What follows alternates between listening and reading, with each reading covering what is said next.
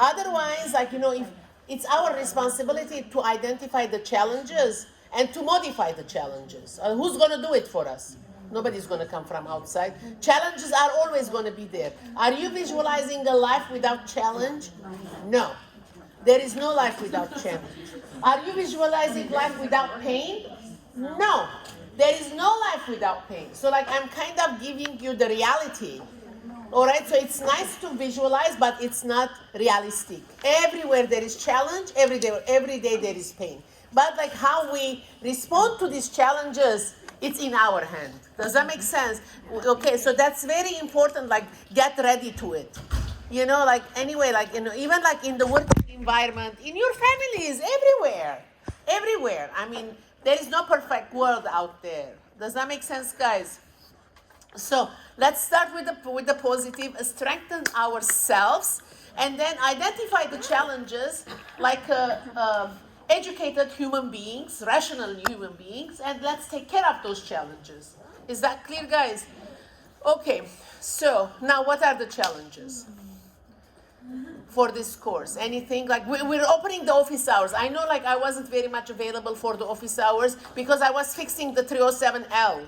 Still, it's not fixed. Do you see, like, I added some of you to the canvas so that you will be with the same teacher. So now I don't know how to delete it from the previous shell. I called Ivan, so I have to work on that also. So that will be taken care of, So anyway, so as far as this test, the pharmacology exam is easy.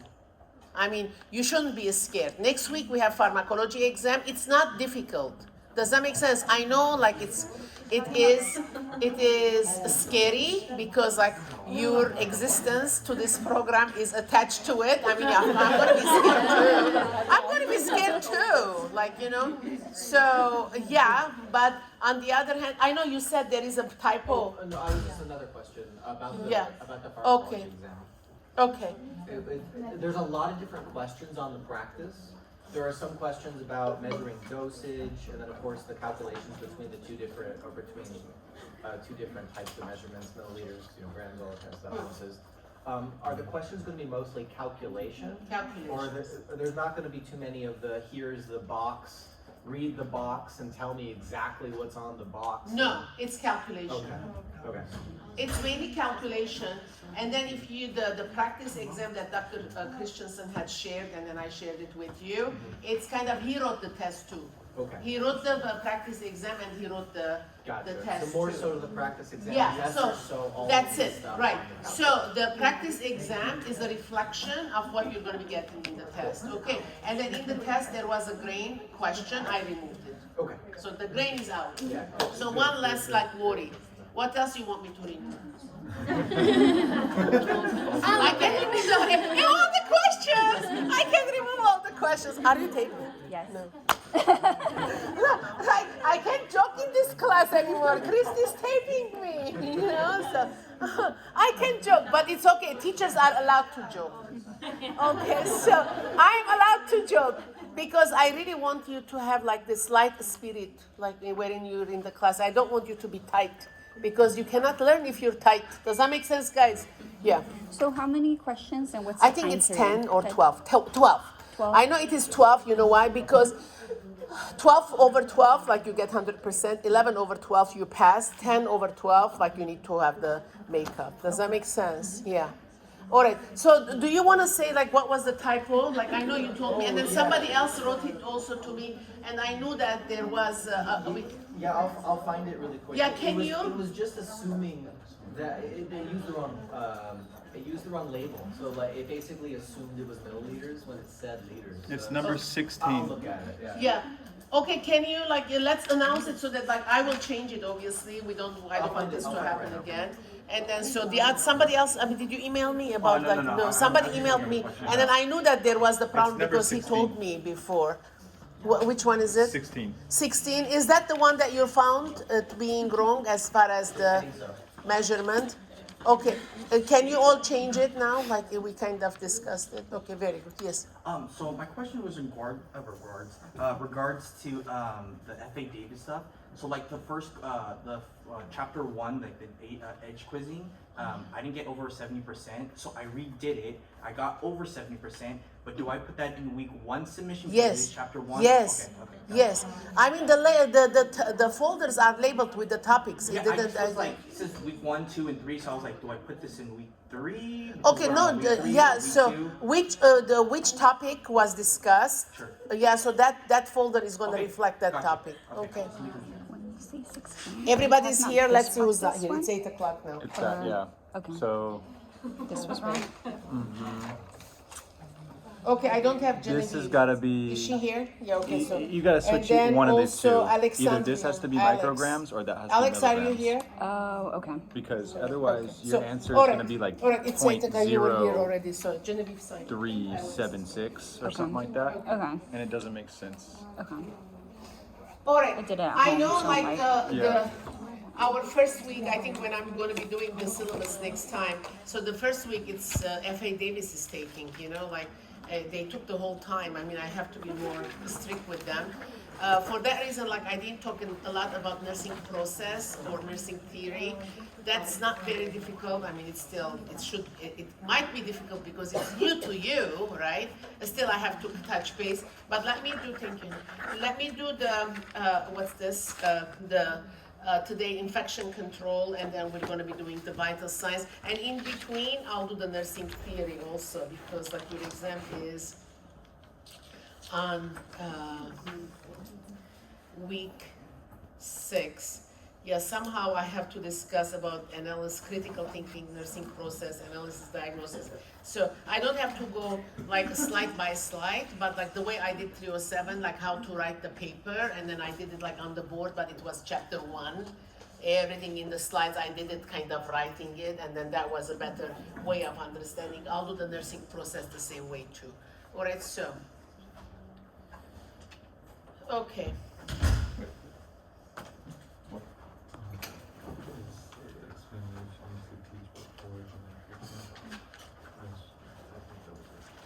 All right, so the chain of transmission, all right, so what is infection control? Why do we need to do infection control, guys? You're always gonna be hearing infection control because in the hospitals also, there is like a total infection control department, right? And then so they are now the infection control nurses, they are called infection control practitioners. All right, so and then they're very much kind of vital for the hospital. It's not only one person anymore, like it's a team. Is that clear? So like obviously we don't want like the hospitals are dirty places. Why? Because we're managing diseases there. It's very simple, right? So people are coming there because they're sick. Okay, if they're sick, it means that so their immune system is compromised. If immune system is compromised, so what are they gonna do? So they're gonna be, their body is like fighting, cannot fight the infection that they are encountering. Is that clear? So in other words, so the nurse has very much important role, not like to keep that protection, because like if you touch a wound that is infected and then you didn't like wash your hands or anything, went and then touch another patient, what did you do? You carried the bacteria from this patient to the other patient. Does that make sense? This person is already sick because their immune system is compromised already, so their body is not going to be able to fight this infection, this bacteria that I touched, I brought to him. Does that make sense? So like she became sicker now. All right, so she came sick now, like we made him sicker or her sicker. Does that make sense? So that is called nosocomial infection. What is nosocomial infection? Nosocomial infection is that I came without infection. I got the infection from the hospital. Who wants it? Nobody wants it. Does that make sense? So for that reason, so this barriers, protective personal barriers are important. So for that reason we use gloves. For that reason we use gowns. Why? Because like before I leave this patient's room, I have to remove everything and then clean myself with the sanitizer, and then I go and then take care of another patient. Is that clear? All right, so let's see, what is this? The chain of transmission begins with the pathogen, must be virulent enough to cause a problem. Okay, so what does this mean? So we have like multiple bacteria, multiple pathogens, multiple microorganisms. Like right now, like we're kind of, this room is full of microorganisms. Why do we become sick? No, because probably this pathogens, they're not virulent. What is virulent? They're not, aggressive. They're not going to be causing diseases. They're there. but like not necessarily they're gonna harm us. Does that make sense? All right, so that matters because like how aggressive the pathogen is matters. For that reason, like COVID was aggressive. For that reason, everybody was getting sick. Right, and then so for that reason we were keeping 6 feet distance. We were putting all the masks because like don't bring that pathogen to me because it's virulent. I don't want it. Does that make sense, guys? Virulent. What does that mean? The pathogen itself is aggressive, and it is going to be fighting the immune system of the body. Is that clear? All right, so the pathogen must have a suitable environment in which to eat, grow, and replicate. So it needs to have a reservoir. And also, it must have a way to exit the reservoir and must have a vehicle to travel from the reservoir to the host. Once it reaches to the host, must have a way to enter the host, and the susceptibility of the host to the pathogen determines if the pathogen is going to thrive. Okay, so let's say if there is a pathogen, like, okay, so on this table there is a lot of pathogen, all right? So now there is a pathogen here, and then so this is, and then so like, let's say I drank soda or like a juice, and then so there is like remnants of sugar here. So, okay, there is a pathogen. So what's going to happen? That spill of the sugar or the juice is going to be a reservoir for that pathogen. It eats and then it grows, right? So like now there is this table is infected, not infected, contaminated, right? So now like I come and then put all my stuff on there, and then so all that pathogen is in me, and then so like I'm going to another person who has an open wound, and then so like what am I doing? Like I'm giving all that pathogen through that open wound to that other patient.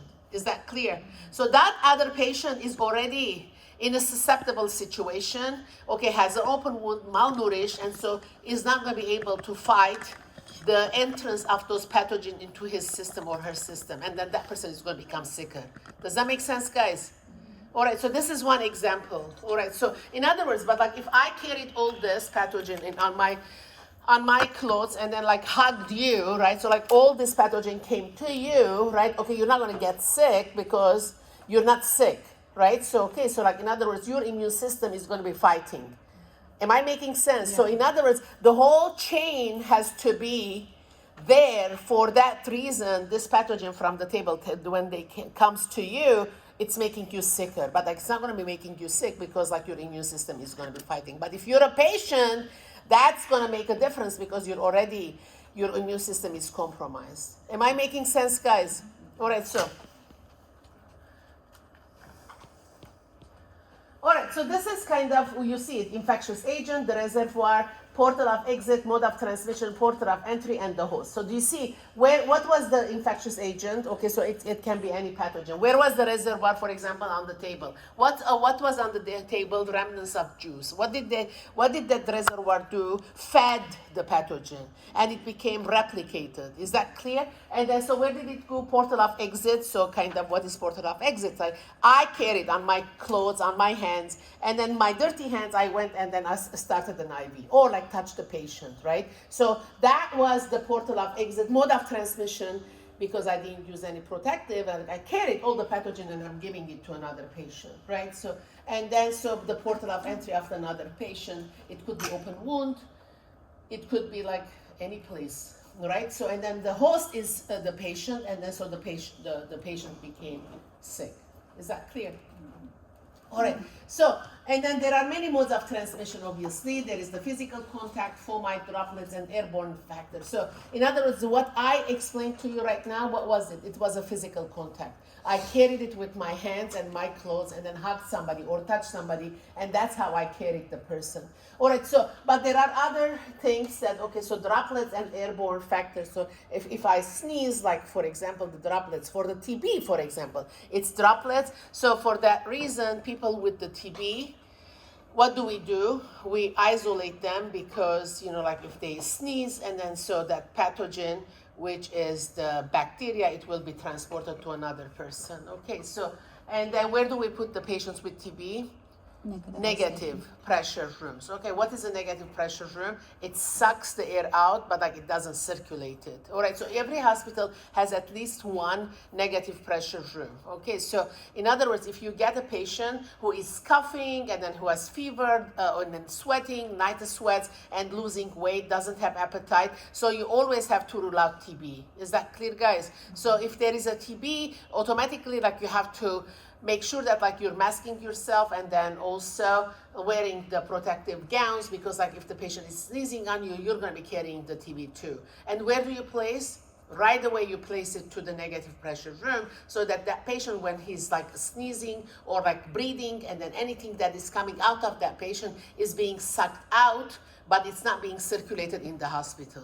Am I making sense? All right, so and then so right away you call the your infectious control practitioner, because they're going to come, and then so they have to report it to the public health department, because this patient, like once they are started on medication, and then so like the treatment has started, they're going to go home. So the public health nurses, they do the follow-up, because this patient's treatment can be 6 months, can be 9 months, can be 1 year. Does that make sense? It depends like how well that person's physical health is. And so if somebody's like homeless, they don't have a house, right? So like the public health nurses, they will find like, where are you on the road? Okay, so like they go and then they make sure that they take their medication. Is that clear? So in other words, there has to be follow-up. Otherwise, this is not a joke. The whole community can be infected. Is that clear, guys? All right, so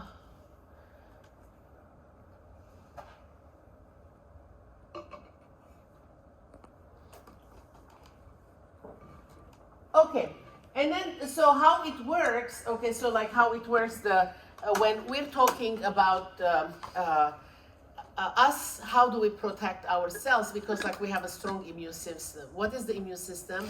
It is the lymphatic system. Is that clear? What is the lymphatic system?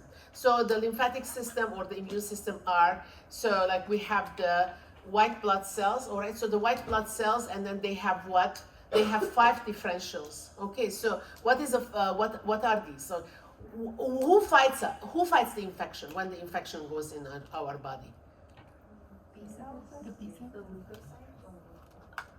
White blood cells. Who fights? The white blood cells. Our white blood cells fight any pathogen that enters into our system. All right, so but the white blood cells are so this is the white blood cells. What are they? They have like 5 differentials. What are the 5 differentials? So what do I mean with differential? So the white blood cells is the name of the family. Okay, so the differentials are the subgroups of that group. Is that clear? So white blood cells are the cells, white blood cells. So the differentials are like how many white blood cells do we have? The first one is polymorphonuclear neutrophils. All right, so how do you write it? No, That's what you're you said asking. neutrophils? The neutrophil is the third one. Oh. Okay, so polymorphonuclear neutrophils. Okay, yeah, I think neutrophils is the same thing. All right, so the second ones are lymphocytes. All right, so the third thing is monocytes, and then so we have there is a slide on 307 on this in the lymphatic system, so you don't have to take it notes, huh? And then also then we have the eosinophils, and then we have the basophils. Is that clear? So now, polymorphonuclear neutrophils, they're 70% of the white blood cells.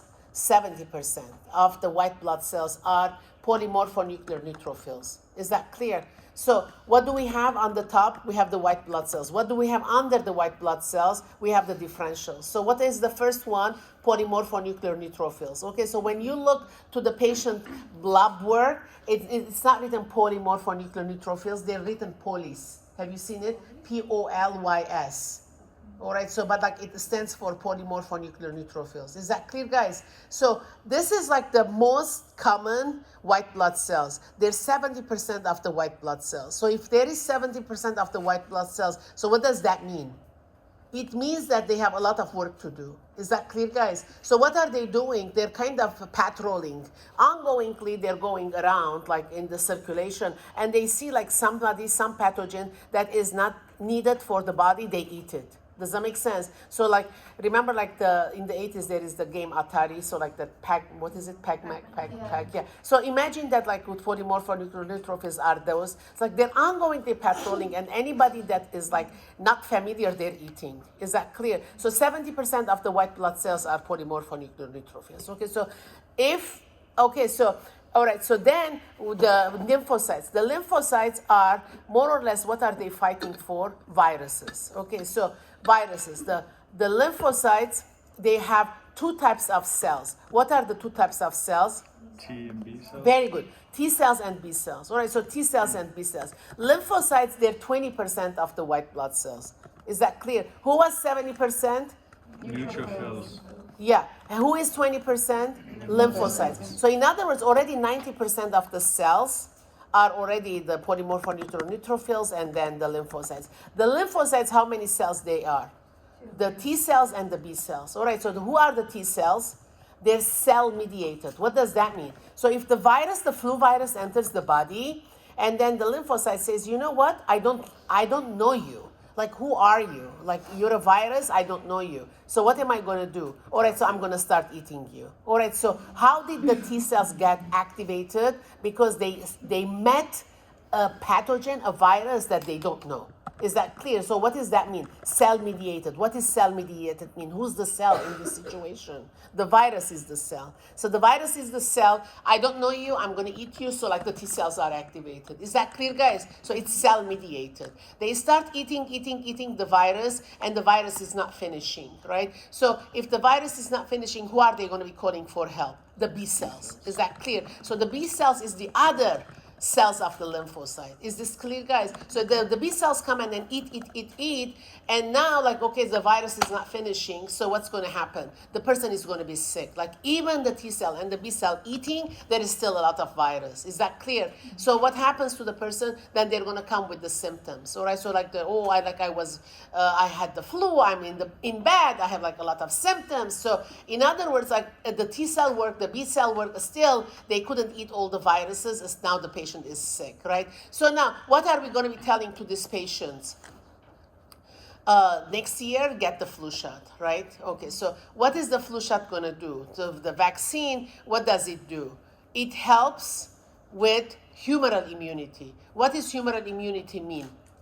So like which cell is going to be made as a reserve?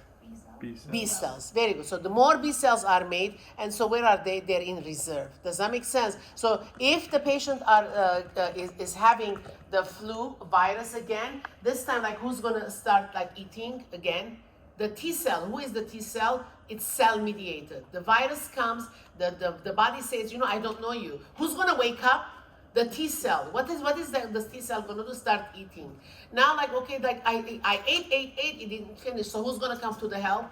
B cells. The B cells ate the virus, and then it didn't finish. Then suddenly they remember that they have B cells in reserve, right? Why? Because the person had taken a vaccine.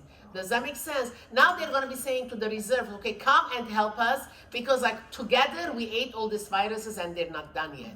So now like the reserve, which is the humoral immunity, more B cells, comes and eats the virus, and now like because like they finished the virus, now the person is not sick. Is that clear, guys? So do you see like the value of vaccination here? So the vaccination, it builds humoral immunity. Is this clear, guys? What is humoral? What is humoral immunity? Like what does that mean? Humoral immunity, it's made up. Okay, so it's like created? Yeah, it's created.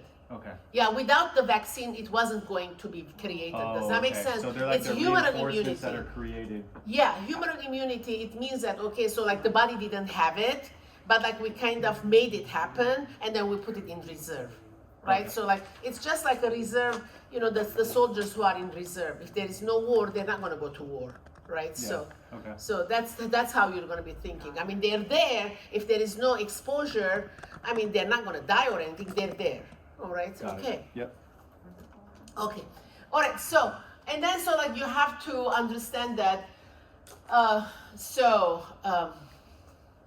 Kind of I explained all this, and then we already kind of humoral immunity. We have it here also. All right. So now kind of the inflammatory process. It is It is important. So, in other words, so like last time I explained how the inflammatory process starts, right? So, and if there is, what is exudates? Like phlegm.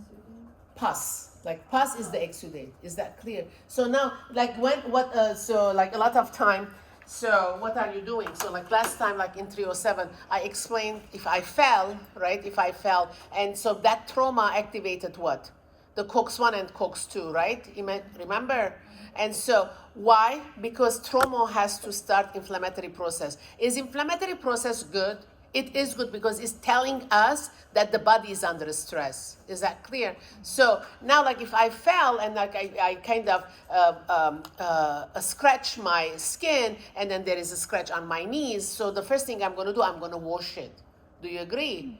Yeah, because like if I fell on the floor was not clean, right? So it's contaminated with a lot of debris. And then the first thing that I'm going to be doing, like as much as I'm hurting, I'm going to be washing. What does washing do with soap and water? It's going to be removing all the pathogens that is on my body, right? So that's first thing. Why did we remove the pathogens? Because we have to make the wound bed clean. It's very simple. You want clean body, right? So for that reason, you're washing. If you didn't wash, and then so like you waited the body to heal the scratches, is it gonna heal the scratches? No. The body heals any wounds if the wound bed is clean and if the wound bed is moist. All right, so open your ears. This is very important condition. Every time like you see somebody's body, like your patient's or your body, it's scratched or like it's damaged. So you don't want to have a damaged skin, right? It's broken skin. You want it to heal, and the body is gonna heal. And then how can you help the body to heal your wound or your patient's wound? By keeping the wound bed clean and the wound bed moist. Is this clear? So you have to have two conditions. Without those two conditions, the body is not going to be healing the wound. New cells of the skin is not going to be regenerating. Am I making sense, guys? So first things first, if there is a wound, what are you doing? You're washing. So for that reason, even with the patients, like when you have a wound, what do? First thing, you wash. How do you wash? With normal saline. You have to wash. Washing has to be part of your nursing job, right? So washing, cleaning is the most important thing. So like when we're washing, what are we doing? We're taking the pathogens that is on the surface of a broken wound away. Am I making sense? All right, so now once it is away, all right, so like we have to make sure that the wound bed is moist. So what do we apply usually? Like if I hurt myself, I wash my hands and my knees. The first thing I'm going to be doing like triple antibiotic, right? So it's very common that we do that. Why do we do that? Because the triple antibiotic, first of all, if you put it as a paste, it's kind of a moisturizer, it's moist, right? It's an ointment. At the same time, what is it? It's a barrier. It's a barrier. Right? So I wash my hands because it's all scratch. I wash my knees because it's all a scratch. Then what do I put on it? Like triple antibiotic. Why? Because triple antibiotic itself, it's going to be a moisturizer and a barrier at the same time. So what did I do? I cleaned the wound bed and then I moistened the wound bed. Is that clear, guys? Then do I think about it? No, my body is going to be healing itself. Yeah. So if you consider like pressure ulcers Yeah. that develop on like elderly patients that are staying in one spot for a long time and they have moisture that's creating that wound. That's another issue. Okay. Yeah, so for that reason, the moisture, like the moisture has not, is that it shouldn't flood a lot of body fluid, right? So we put like algae-based dressing because of the algae-based dressing, it sucks. It's like a fiber, it sucks and then like it swells and then so it's kind of absorbing that extra moisture. So a lot of moisture is not going to heal itself too. So for that reason, but like if you have a burn, and then the burn, like if you have a blister, and then so that skin is gone. So that area is stage 2. It has to be moist for that for our body to heal. Does that make sense? So it has to be moist, but too moist. Yeah, it's not moist like that. The water is coming out. Okay. Does that make sense? Yeah. So for that reason, a lot of time, like when you have an elderly, and then the skin is, like there is a blister and then the blister is tough and then you see it's dry. So for that reason we're putting hydrogel. Hydrogel is like a moisturizer, but there's no medicine in it. It's like body fluid. Does that make sense? So no medicine, it's hydrogel, you just put it and then you put the dressing, and so that wound bed is gonna be adequate with that hydration, and the body's gonna heal itself. Am I making sense, guys? Okay, so this is why it is important that, you know, the wound bed is clean and the wound bed is moist. Okay, so if I didn't clean it and I didn't put triple antibiotics, what do you see the wound bed happening? Getting infected, right? So what does that mean? Is like the bacteria is growing there, and now like you're going to be seeing exudates. If there is pus, who made the pus? The pus is because of the bacteria. Is the wound bed is going to, the body is going to heal itself? No. We have to clean the exudate first, make the wound bed clean before the body heals itself. Is that clear, guys? Okay. Okay. All right, so remember like last time COX-1 and COX-2, I explained, it's more or less the same thing here, but like it's a little bit more detailed. Okay.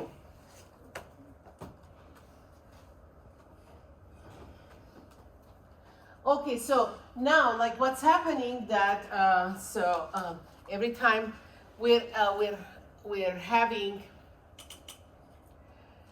the key is, so when we're having any, injury, so at the time of the injury, the inflammatory process starts, and so with the inflammatory process, there is heat. Okay, so the body is heat, so that for that reason you see the fever, and so the heat, and then so what does the body want to do? It wants to extinguish that fire. It wants to bring that fever down. So for that reason, all that body fluid rushes there, all right, so to extinguish the fire at the place of the injury, right? So now, like, because all that water went there to extinguish the fire, so what do we have? We have a swelling. Is that clear? And so like it's gonna be, there is fire, there is like, that's the fever, and then also now there is the swelling, and there is the redness, and then there is the pain. Okay, so medical asepsis, what is the medical asepsis? So what is it? So like we have to make sure that we are gonna be using all these barriers not to transport the pathogen from one patient to the other patient. At the same time, what are we doing? When we're taking a dressing change, what are we doing? We're making sure that like we're using enough, the right equipment not to infect the wound because of, what is the word? Carelessness, let's put it this way. So obviously like if you're doing wound care, what kind of gloves you're gonna be putting? The regular gloves, right? Because like the wounds, they're never 100% aseptic. You know, like the wound bed is never gonna be 100% without bacteria. Is that clear?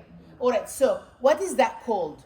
Like how much bioburden? Bioburden is the word that we're gonna be using. So what does that mean? It means that like if the wound bed is not gonna be 100% zero pathogen, are you anticipating any wound to be 100% zero pathogen? Even like if we took a shower and then our skin is like after shower is totally clean, like we took a soap and water and you get out and you dry yourself. So are you anticipating that your skin is zero pathogen? No.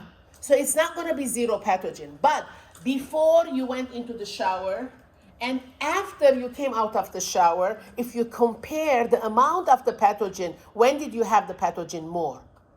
Before the shower, right? So before the shower. After the shower, you have less of a pathogen, right? So how do we determine that? That is called bioburden.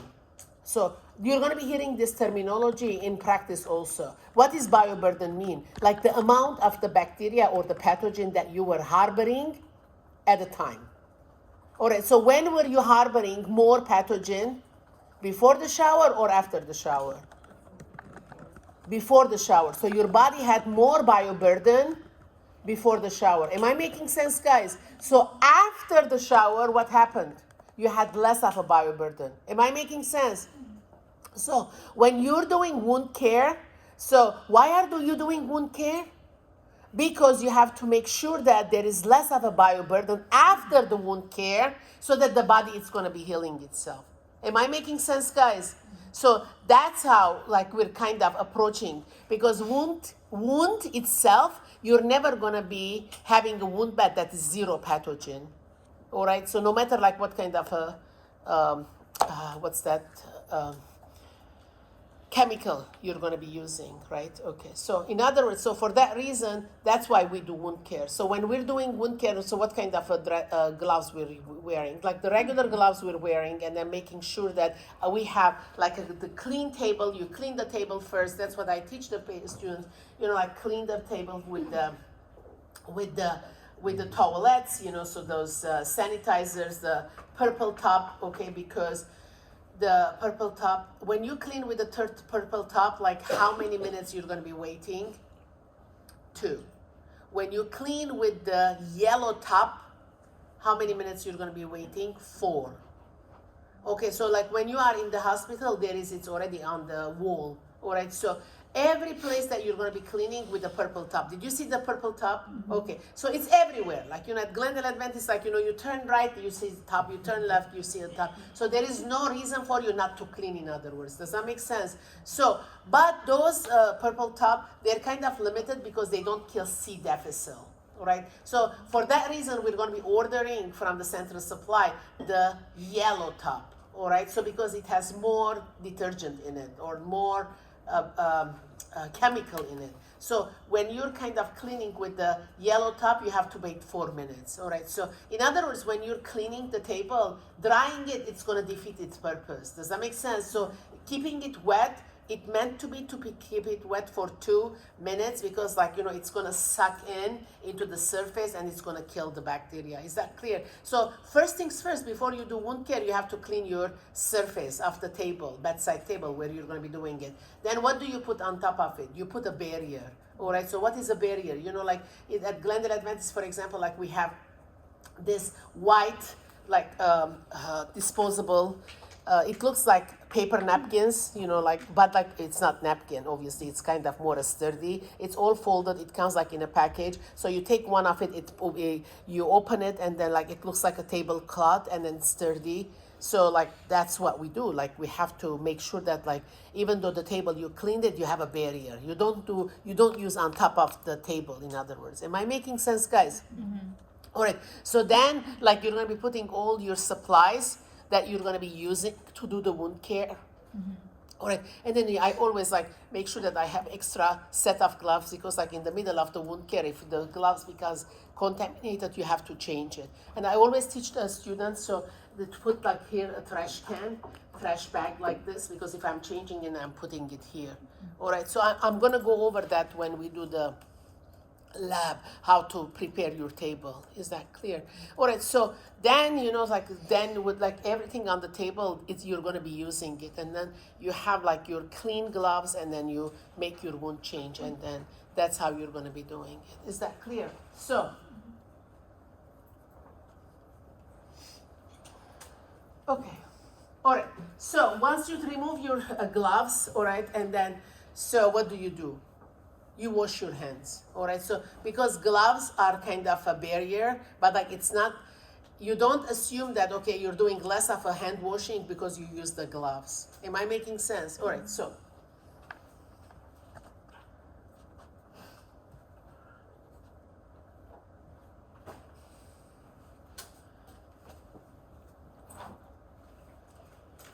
Okay.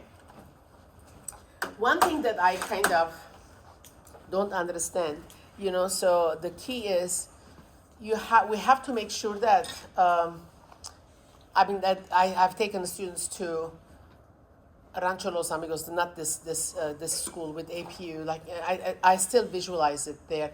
So like the nurses bring, like, there is this patient's bedside table in the morning, right? So there is a lot of clutter here, and then first the other thing that I see, there is a filled urinal. It's a urinal. It's full of urine.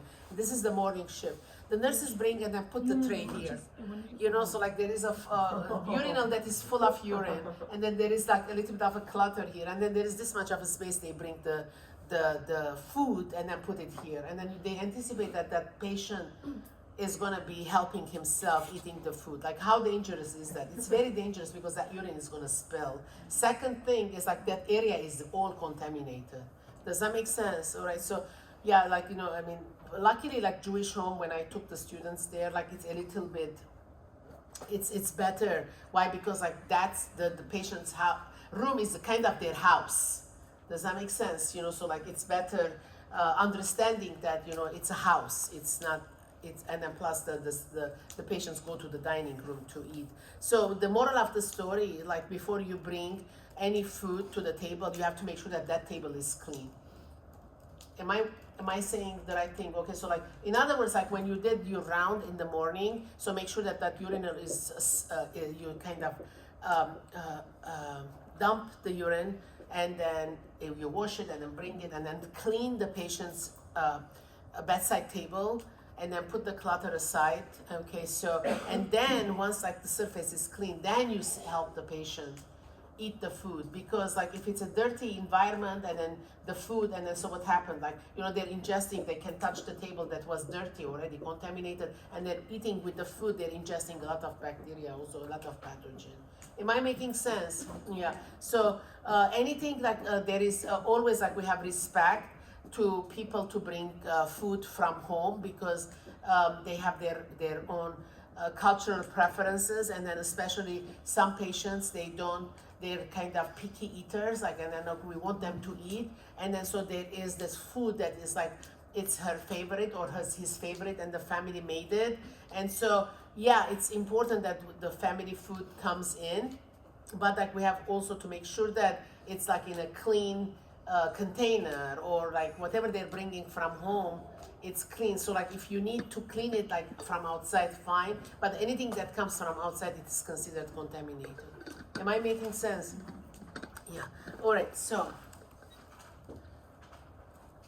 all right. The nursing diagnosis, the nursing process. Okay. Let me explain this a little bit. Okay. So, how much did you learn about nursing process in 318L? But you didn't go to the units yet, right? No. Okay.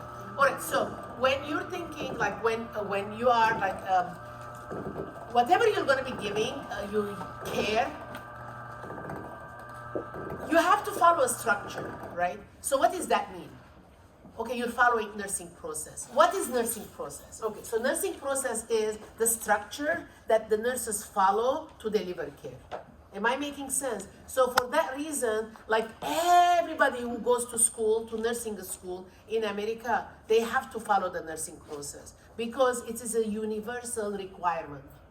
Is that clear? So in other words, there is one way you deliver nursing care by following the nursing process. It doesn't matter which state you are or which school you are, because there is no school in United States that doesn't follow the nursing process. They don't have a license. They're not going to be given a license. Am I making sense, guys? All right, so there is standardization and there is uniformity. For that reason, like you can understand each other. It doesn't matter where you went to school. Is that clear? So, for example, 2 years ago in not last year, this is 2022 in May, I went with a team to Armenia to teach the nursing process, because over there the nurses are delivering care, but not necessarily they're following the nursing process. Am I making sense? So if the hospital was going to be accredited by the Joint Commission, there is an international Joint Commission, so they have to make sure that they're following the nursing process before they can apply for accreditation. Am I making sense, guys? Because the nursing process is the language that is universal. I mean, if you want to get accredited, it has to be universal. But at least like in America, it's national. Is that clear? So I went to school to American University in Beirut, right? So American University belongs to the state of New York. Does that make sense? So instead of being in New York, it's in Beirut.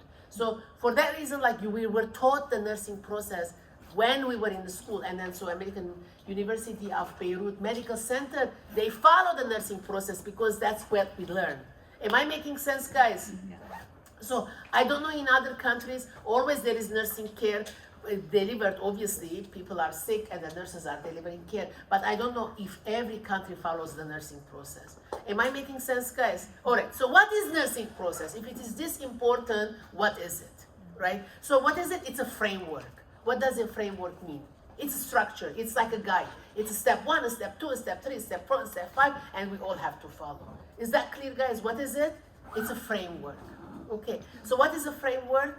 It's an algorithm. It's a structure. Okay, guys, okay, now, what is it? How is it done? It's assessment, diagnosis, planning, implementation, evaluation. Can you remember this? Like when you're doing your care plan, you're going to be following this. Is this clear, guys? All right. So first things first, the nursing process is assessment. All right. So now, like you have a patient who's coming with a complaint. Always a patient comes to you with a complaint. And does anybody come to you because they're happy? No. So you're going to be coming, I said this in 307 also, there is a problem. There is a problem, for that reason you're there to help the problem. Is this clear? So now, when you go to a patient's room, and then so like you're going to be helping this patient, what are you going to be asking? What is the problem that I need to help you? Right? You cannot randomly help. Or you can help something that the patient doesn't have a problem. Are you going to be influential? No. Is this clear, guys? So like you start from the assessment. Okay, what is assessment? All right, so like okay. What is assessment? I mean, okay, you're going to start from assessment. It's a word. I want to do it, but like how do I do it? All right, so let me tell you what assessment includes. All right, so assessment includes, all right, subjective data, objective data, and doctor's physician or physician HNP. Do you see? All right, so when you come to a patient's room and then you say like, what's your problem? How do you want me to help you? For you to be able to help this patient efficiently, scientifically, what should you know? What should you do? You should know about the problem. You should know about the patient, right? Otherwise, like, what are you going to help? Like, you can help, but like, is it going to be effective? Am I making sense, guys? So what are you doing? Subjective data. What is subjective data? You're asking questions to the patient regarding his problem. If you say that I'm coughing, for that reason I'm here, so you're going to be asking like, what color is your cough? How big of amount of a cough you're coughing? How often you're coughing? Is there blood in the cough? Does that make sense? So you're asking all these questions. Remember, like with 307, you were asking questions the same way you're asking to the patient, but like obviously it's not head to toe. It's going to be system. All right. So if it's cough, what are you asking? You're asking about the respiratory system. Am I making sense, guys? Then what do? Objective data. What is objective data? Vital signs. You're doing physical exam. Okay, so first things first, what do you do as a nurse? Vital signs. That's objective data. Like it's a given that the nurse does a vital sign and asks about the pain level. All right, so that doesn't need an order. You have to do it. Does that make sense? So that starts your objective data. And then so like if you're going to be doing your physical assessment, what are you doing? You're taking your stethoscope, you're listening to the lung sounds, all right? So like you're percussing the lungs. You're doing this, like we're gonna learn in 307 how to do physical assessment. So in the objective data, you're doing physical assessment, using your stethoscope, using your other equipment.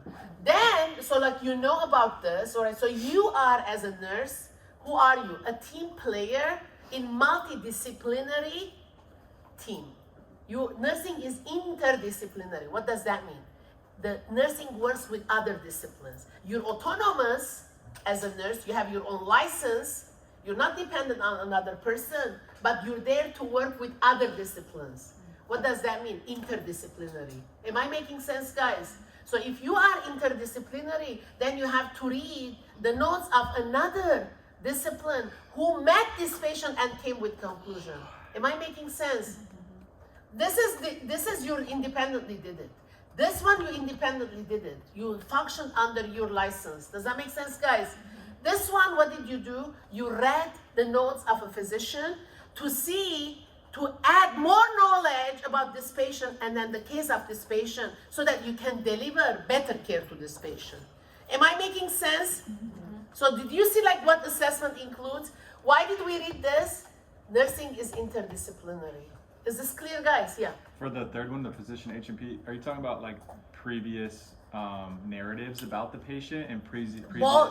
But whatever you have. Okay. Yeah. So like whatever's in on their medical record and it is in their medical record. Okay. So now, did you see why are we learning the HNP in 307? Do you see now why am I teaching the HNP? Why did I teach you? Because when you read this, you will understand. Do you see now? Like because like in practice, you're not going to be writing the HNP. Am I making sense? Till you become nurse practitioner. But if you don't know, if you didn't write an HNP yourself in the class, when you read it, are you going to understand it? No, you're going to be reading it superficially. But if you went through the training of writing, you will appreciate every section. Am I making sense? And then like you're going to look for it. Like where is it? Where is the problem list? Because you learned how to create a problem list. Am I making sense, guys? So for that reason, every time you're doing assessment, you have to read this. Because otherwise there is going to be a gap in your brain about this patient. Okay, so do you see the significance now? Okay, very good. Now, the second thing that you're going to go is diagnosis or problem identification. So there is always the diagnosis. The nursing diagnosis is different than medical diagnosis. Kind of I approached it. So that just to make it easy, the nursing diagnosis is the problem that the patient is coming with. All right, so what is it? Like, okay, I have productive cough. Okay, I have productive cough. Like, I can't stop coughing. So that's my problem. I came with it. Does that make sense? So that becomes the nursing diagnosis. Okay, all right, so the nursing diagnosis is like, okay, I'm not able to breathe. Okay, or I'm having a lot of cough. I have a lot of pain. Then I have a lot of discharge. My blood sugar is always low. All right, does that make sense? So in other words, the way the patient is presenting with a chief complaint, all right, so that becomes the nursing diagnosis. Am I making sense? So it's totally different than medical diagnosis. But you have to understand about the medical diagnosis because otherwise, how are you going to be relating the symptom to that disease process? Am I making sense? All right, so for example, if the patient is saying that always my blood sugar is low, so you will know that the patient is diabetic, he is on insulin, the insulin is too much, for that reason it is causing the hypoglycemia. Am I making sense? So in other words, still you have to know about diabetes, still you have to know about insulin, still you have to know that too much insulin brings hypoglycemia. But the patient came to you because they're complaining ongoing episodes of hypoglycemia. Am I making sense? All right. So there was a question here.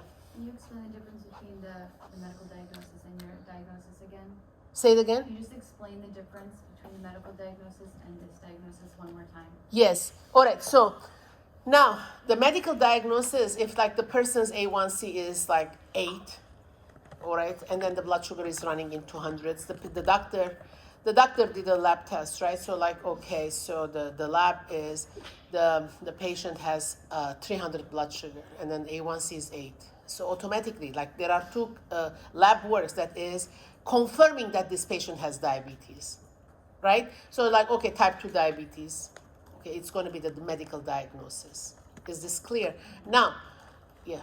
Does that come from the physician, a medical diagnosis? No, yeah, medical diagnosis is done by a physician. Is this clear? Because like they have the training to order lab tests to come with the, or any imaging test to confirm the diagnosis. Confirm the nurses. No, then nothing to do with nurses. Now the diabetes, the doctor wrote it, right? Okay. Or if I'm coming like with productive cough, all right, so like I smoke all this 40 years, right? So, and now like they did the tests, the breathing test also, like the forced expiratory volume per second, like what was it, all this, the diagnostic test, and now like I'm diagnosed with COPD. Who diagnosed it? The doctor. Is this clear? But when I come to you, like with like a dark yellow, big amount of sputum, that's my complaint. That's the nursing diagnosis. Am I making sense? Yeah. So you're coming not because like, okay, yeah, you have COPD, you're at home, but now like you're coughing and coughing and coughing and coughing like this much sputum, and then like I cannot even breathe because I'm always coughing. I don't even have time to eat because I'm always coughing. I don't even have energy. Like, I'm gonna die. I'm gonna go to the hospital right now. Does that make sense? And now the nurse says, like, why did you come? I'm coughing and coughing this much sputum. It's all dark yellow. I cannot even eat because, like, I don't have time to breathe. All right, so I cannot continue. I came to you.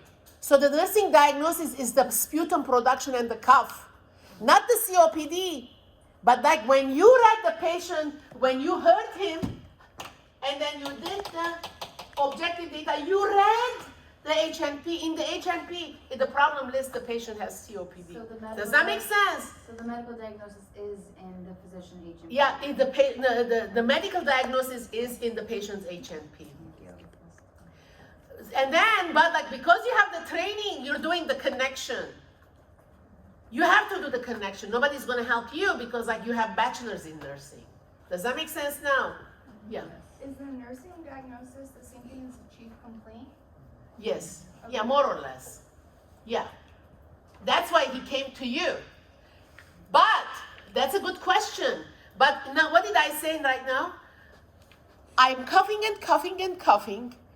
I don't even have time to eat because all I'm doing, I'm coughing. So, what is another problem here? Not getting adequate nutrition. That's a nursing diagnosis. Does that make sense? Yeah, who said, you said that the chief complaint is the nursing diagnosis? Yes, but it's not the only nursing diagnosis. And you cannot ignore the nutrition. This girl, 2 days she didn't eat because like she was coughing. And it came so much like unbearable that like I'm so weak. Like I have to come help me with the cough, but like I haven't eaten 2 days. All right, so the other second nursing diagnosis is gonna be nutrition deficiency. And you have to take care of that too. All right, so you start with the chief complaint to be your nursing diagnosis because that's the chief problem that brought the patient to you. But now like you have to identify other problems that is connected to this that the patient suffered from. You cannot ignore. Very good. So I'm so happy. Very good. So this is so important for you to see. So the nursing diagnosis is not only one. Does that mean you cannot have only one nursing diagnosis? But don't do like 100 nursing diagnoses because you're not going to save the world. Then you're going to be so much like sunken in. This is how I went to the patients' houses. I'm doing case management. Like this patient's like chronic diseases, and then they're all like in 1 hour I'm gonna fix the world. I said like, what are you doing? Like you come with the chief complaint as your first nursing diagnosis, then the next visit you do the other thing. The next visit you do the other thing. You can't worry. You with all your good intention, you cannot save the world. I mean, it's not that you're bad, but it's unrealistic. Does that make sense? So obviously, coffee is important. He has to breathe. Food is important. He has to eat. But like probably there is other issues like financial or depression or like if that can wait. Or so like you don't have to address it today. Address it next time. Does that make sense? You make it. You write it there. But in the intervention, you're going to say you're going to refer to social worker because you cannot handle the depression component either. Am I making sense, guys? Yeah. Yes. What's the question? Related to the problem list as well? Say it again. All of this, is that the problem list or is the problem list? Yeah, so in the problem list that we learned Yeah. in the 307, in this one is the nursing diagnosis. It's the same thinking process, but has different title. Over there, it was the problem list in the HNP. In this framework, the HNP is what? The diagnosis or the problem identified is the nursing diagnosis. So I'm very happy that you're making the connection. It's not additional science. It's the same science, but in a different framework. Am I making sense, guys? Okay, very good. Good job, guys. I'm so happy that, like, you know, you're kind of making the implication, what we learned in that course and how it implies here. Okay, all right, guys. Now, we came with the nursing diagnosis. So, nursing diagnosis, you came here. So the nursing diagnosis can be multiple, right? So what did we say? Here we said, like, you know, the cough was the sputum, okay, a sputum. And then here we said the nutrition. It was nutrition is another nursing diagnosis. Okay. All right, so now, where is NANDA coming? Okay, so in other words, like the cough and the sputum, so it's airway related. I think like in the second week, I put all the nursing diagnosis, I printed it here. Did you see that, the NANDA?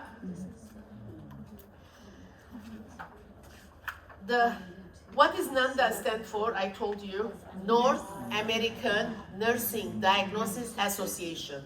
Okay. What they did, this is already like kind of, I printed it for myself also. For that reason, you need to have nursing diagnosis book. So they kind of identify the terminology of the problems. Am I making sense? So if somebody has pain, for example, okay, that's a nursing diagnosis because the patient is coming with pain, and then so like if the patient says that every time I'm coughing, I have chest pain, like it's so unbearable that I'm coughing and I have chest pain, right? Okay, so that pain has to be taken into consideration also, right? Because that's a problem that you don't want your patient to be in pain. That kind of needs your attention. Nutrition needs your attention, breathing needs attention, and then pain needs attention. Depression, it doesn't need attention right now. Does that make sense? It can be nursing diagnosis, but it doesn't need your attention right now. That one can wait, right? So for that reason, instead of writing, nutrition, so that you're gonna go to NANDA under nutrition and see how did the NANDA agreed to write the nursing diagnosis related to nutrition. Am I making sense? So this is like a backup reference. All right, do I know every terminology here? No. No, I don't. And then the other thing is it's always changing. They're always updating, right? So because like COVID wasn't there, and now it came, so like they came up with like a NANDA diagnosis if like that situation, that problem is due COVID. Does that make sense, guys? And then so they delete something that is outdated also. So there is no way everybody will know all this NANDA terminology. For that reason, there is nursing diagnosis books. Am I making sense, guys? So I gave you like only one example, like if there is like pain, what are they saying? Alteration in comfort as evidenced by patient stating having pain over the chest 10/10 when the patient is coughing due to pneumonia, for example. Does that make sense, guys? Am I making sense? So NANDA, what does NANDA do? It determines the verbiage, the terminology that we're going to be using when we're writing nursing diagnosis. Are you with me? All right. So if you say, productive cough with yellow sputum, is that a nursing diagnosis? Yes, it is a nursing diagnosis.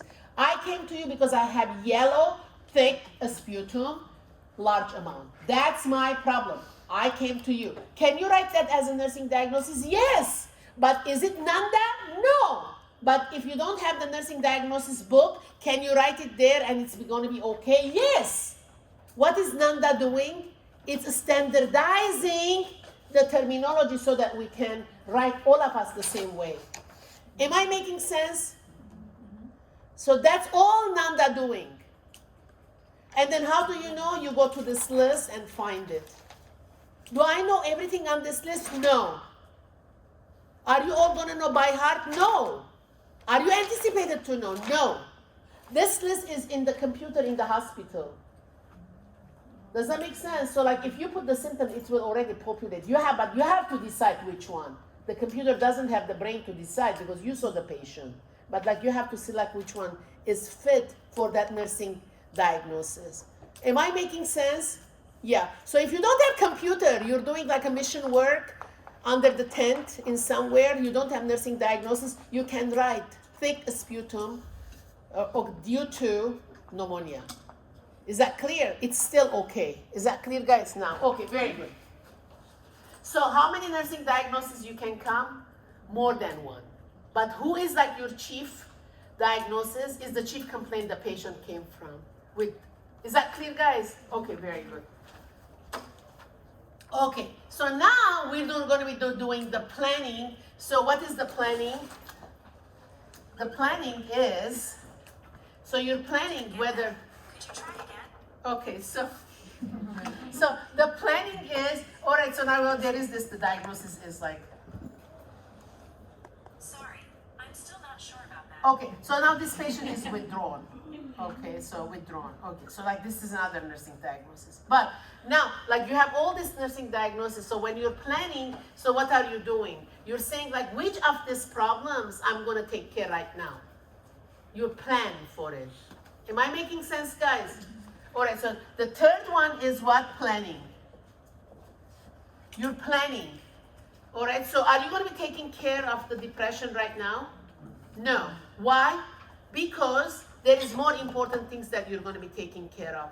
Is that clear? So you plan which nursing diagnosis I'm going to take care right now. Okay, guys? Are you with me? Okay. So now like in the planning, like you're going to be saying, okay, I'm going to be taking care of this diagnosis. The patient is like cannot even breathe because it's coughing.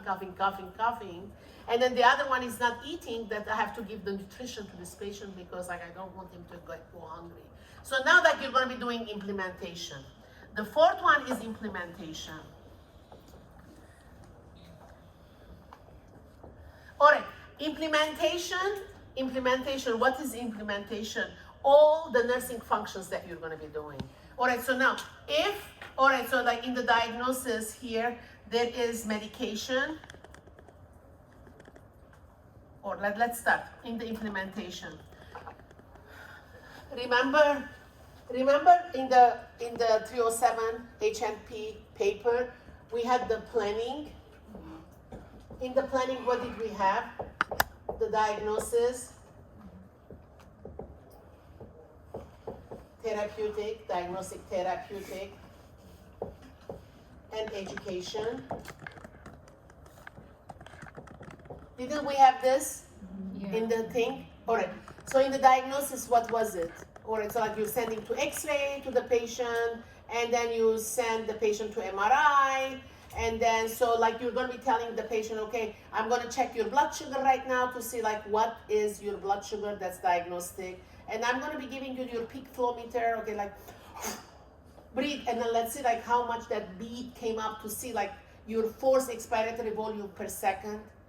Because if I am having like pneumonia, that the beat is not going to go up because the lung is not healthy enough to push that, right? So that is here under diagnostic. Does that make sense? All right, so then therapeutic, what was it? All your medication is under therapeutic or non-medication. If you're putting hot packs on your stiff elbow, that's not therapeutic, but it is going to be alleviating the stiffness of your elbow, right? It's not medicine. Still, that is therapeutic. Is that clear, guys? And then the education, I kind of discussed it, right? So like, okay, discuss the pathophysiology of type 2 diabetes patient verbalizes understanding. Okay, so this here, this is the plan of the patient that we have to do. This goes under implementation. Am I making sense, guys? So what is implementation? It is the implementation of the plan in the HMP. Are you with me? Are you doing the connection now? Okay, guys, if you're going to be checking the patient's blood sugar before meals and at bedtime, you're going to be seeing this. You're going to be seeing this order. What is the order? The order is, check patient blood sugar, AC and HS. What is AC? Before meals. What is HS? At bedtime. So you're going to be, this is like your classic work to do with your diabetic patients. Check blood sugar, AC and HS. So what is it? Before meals and then at bedtime. So this is a nursing function here.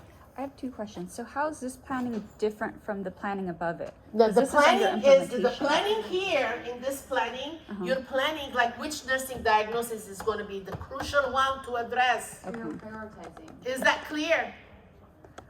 Now, because like like one patient can come, you can have like 10 nursing diagnoses, right? Okay. So, but like which one you plan to address? Yes. And sorry, the second thing is so that planning, does that coincide with like the medical, like if This the is doctor medical. orders? Yeah. This So, is a medical planning. Okay. This So- is medical planning. so like let's say the doctor ordered a radiology test, right? So That's that's here. gonna be there. Okay. But obviously, what is your role as a nurse that you have to make sure that there is an appointment with the radiology. You're going to be sending the patient to radiology. And if like there is a test that is NPO, you have to make sure that the patient is NPO, right? So the doctor only writes the diagnostic here, but like your scientific knowledge has to say that before I send this patient to this radiology or to this test, do I check the creatinine level? Do I make this patient MPO? Right? That is you're going to be doing. That goes under implementation of you. Is that clear? So this planning is medical planning. This is the doctor is anticipates to do all this to treat the patient, to heal the patient, or to cure the patient. Your planning here is like you're planning which nursing diagnosis you're going to be addressing. Am I making sense, guys? You can't address all the nursing diagnoses. It's impossible. But you can list it. Yes? Okay, so just going like for clarification, what we learned in 307 was the HMP, and that's just done by a physician or nurse practitioner. Yes. And what we're learning now is what we will be doing, which is the Yes. nurse. Yes. nursing. Yes. But at the same time, I'm teaching like how they are married together also. They're integrated. They're not two separate sciences. They need each other, in other words. All right. So they're married together. All right. So for that reason, like it's a good thing that you're learning the HMP. Yeah. Otherwise, like it's gonna be an obscure idea. Right? Okay. Now, like when I'm referring to HMP, you have a base to understand. Is that clear? Okay, very good. All right, so what is the implementation? Implementation is this, and then you bring it here. Is that clear? Okay, so that's the implementation. So what does it say? Focus on health promotion and prevention, medical and surgical asepsis, obviously. All right, so in other words, what it is saying that in the implementation, focus on health maintenance and promotion also. That is always we're going to be doing. Okay, so and then evaluation. So what is evaluation is, okay, I did all this, and then did this fix, did this get better, and then did this get better? Because if I only plan to do these two nursing diagnoses, then the intervention of this has to be in the implementation, intervention of this has to be here. And then, do you know like why we have to select one or two diagnoses? Why? Because otherwise, how big of an implementation you're going to have? Very big implementation. Am I making sense? So in other words, you have this much for the cuff and the sputum, and then you have this much for the nutrition under implementation. Am I making sense? So in other words, you shouldn't be putting more than two diagnoses, nursing diagnoses, because what are you going to do? You have a lot of implementation. Which one you're going to finish? Am I making sense? It's not that the other nursing problems are not important, but they can wait. Is that clear? Or it can be deferred to another discipline to take care of. Is this clear? Yeah. So like things that we put off would be like things like maybe chronic things that like pain, like for example like something that's like that refers like occupational therapy, right? Like those guys we could just throw away. Bravo. Yeah. So I mean, in other words, this pain is not new. This patient had it forever. You know, like okay, PT, can you help this patient? And so as long as we chart it and then That's true. Very good. Excellent. And then the depression withdrawn. Okay, like really, like I mean, it's going to take a lot of our time. Let's tell to the social worker to help. Let the pain, let's help the occupation. The hand pain is occupational therapy. The hip pain is the physical therapy. Let them take care of it. Like the patient came with cough, and then now nutrition is a problem. I mean, the pain is not new. Okay, let somebody else handle it. Is that clear? Yeah. But we can't do like referrals. That has to be done by physicians. That's true. Right? That's very true. But like you can have say, you can have a say to it. Okay. All right. And then, I mean, there is no physician is going to say don't send to physical therapy. Let me tell you. All right. Okay, yeah, or don't send to a social worker. Don't send to education. They wanna help. They wanna use all the help they can get. Okay, guys. Yeah.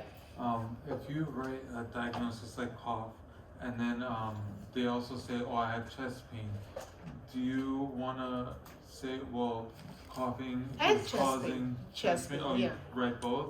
You Yeah. don't have to just write one. Well, and then- I mean, which one is like Okay. more detrimental? Like, okay, so is the cough or the pain? You know, like you can ask. So because the more you put, the deeper you're making the implementation. Does that make sense? Yeah. Will the evaluation be done in like a follow-up appointment or that same? The follow-up appointment is the evaluation, but you don't have time for a follow-up appointment. Next shift, you're going to be doing the evaluation. Okay. Okay, so your evaluation is like ongoing. Your evaluation is ongoing. If the patient didn't eat here, and then you gave the best of the tray, you have to evaluate. You're gonna say that, yeah, we gave the best of the regular diet.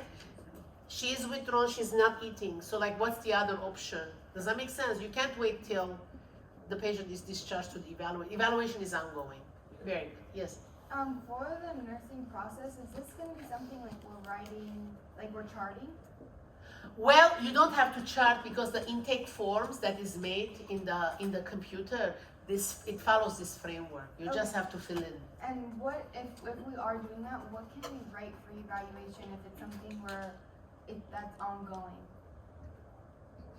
Like what are we writing in evaluation if we haven't necessarily evaluated the patient until the next shift? Well, now like if your nursing diagnosis was like the cough, and then it was thick, it was yellow, and then so like in the therapeutic goals, obviously the patient will be on Zitromax, and then in the implementation here, you gave the Zitromax. After 3 days, the cough should have been gone.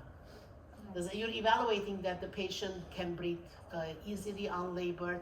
The sputum is like diminished as far as frequency and thickness, and so that's the evaluation. Okay. Does that make sense? So it's like how the patient has Reacted to this implementation. All right, so that's, and then so nutrition, as I said, like you gave the best of the tray, the patient didn't eat. So that's an evaluation. So like in other words, the best of the food didn't entice the patient. Can that happen? Yes. So you're evaluating. So like you have to come up like what is your life? Why aren't you eating? Oh, I'm craving for shawarma, for example. Okay, so like then the family has to bring that. Does that make sense?